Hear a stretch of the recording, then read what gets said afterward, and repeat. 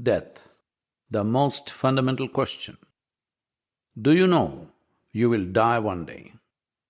Oh, I bless you with a long life, but anyway, you will die one day. We cannot be sure about other things in your life.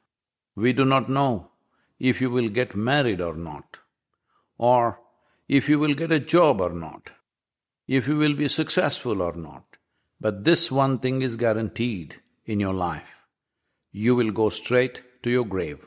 One of the biggest human follies is to engage with death in the third person as though it is an abstract event that happens to other people, not to us.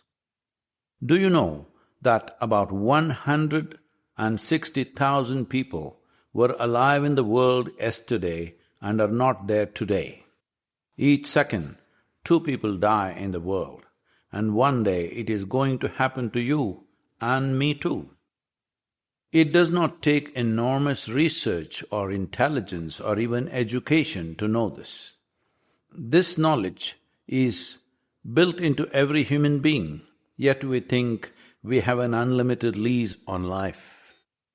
This situation is best expressed in the Hindu epic Mahabharata. The 5 Pandava princes, who are the protagonists, are lost in the forest, severely starved and parched. They scour the nearby hills for water and food. They spot a lake, and as they try to drink from it, they are confronted by a yaksha, a celestial being, in the form of a white crane, who insists they answer his questions first.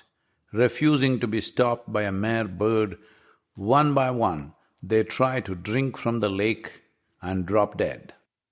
Only Yudhishthira, the eldest of them, is left. Always the humble and righteous one, Yudhishthira ignores his thirst and engages with the yaksha, who fires a volley of questions about life at him. One of these questions being, what is the biggest wonder of life? Without hesitation, Yudhishthira famously answers, hundreds and thousands of living beings meet death every moment, yet the foolish man thinks himself deathless and does not prepare for death. This is the biggest wonder of life. The yaksha is pleased with this answer, so he allows him to drink from the lake and also restores the lives of his dead brothers. This happened 5,000 years ago, but the human psyche regarding death has changed very little since then. Death is a very fundamental question. Actually, death is closer to us than the statistics we read about it. Each moment, death is happening in us at the organ and cellular levels. This is how, with just one look at your insides, your doctor knows how old you are. In fact, death began in us even before we were born. Only if you are ignorant and unaware does it seem like death will come to you someday later. If you are aware, you will see that both life and death are happening every moment. If you breathe just a little more consciously, you will notice that with every inhalation there is life, with every exhalation there is death. Upon birth, the first thing that a child does is inhale, take a gasp of air. And the last thing that you will do in your life is exhalation. You exhale now, and if you do not take the next inhalation, you will be dead. If you do not get this, just do an exhalation, hold your nose, and do not do the next inhalation. Within a few moments, every cell in your body will start screaming for life. Life and death are happening all the time. They exist together, inseparably, in the same breath. This relationship goes even beyond breath. Breath is only a supporting actor. The real process is that of the life energy or prana that controls physical existence. With certain mastery over prana, one can exist beyond breath for substantial amounts of time. Breath is a bit more immediate in its requirement, but in the same category as food and water. Death is such a fundamental concept because one small thing happens, you can be gone tomorrow morning. Forget about tomorrow morning. One small thing now and you could be off the next moment. If you were like any other creature, maybe you would be unable to think about all this. But once one is endowed with human intelligence, how can you just ignore such a significant aspect of your life? How can you avoid it, live on as if you were going to be here forever?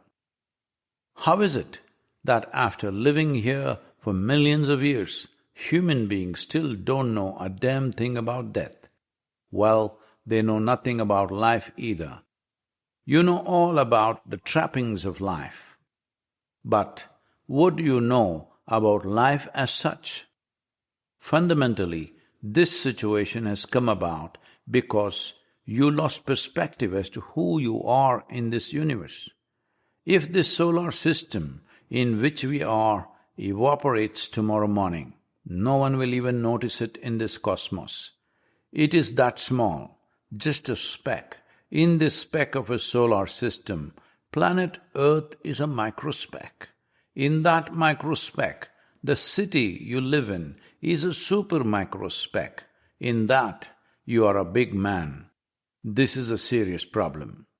When you have completely lost perspective as to who you are, how do you think you will grasp anything about the nature of life or death? One reason people can ignore death and continue to live on in their ignorance is simply that society and the religions of the world have spread all kinds of idiotic stories about life and death. They created some silly, childish explanations for everything. How was I born? The stoke brought you. Where am I going to go? To heaven. This explanation is very simple but absurd. At least they could have chosen a more efficient mode of transport than a stoke. Stokes migrate only in a particular season, so all the children should have been born in that season alone, not during other times. Moreover, if people are so sure they are going to heaven after they die, ask them, why are you delaying your departure then? Why not go right now? All these silly stories have snuffed out the basic human curiosity about life and death. Otherwise, sheer curiosity, if not the pain and suffering of life, would have strongly propelled many people to seek answers to this fundamental question.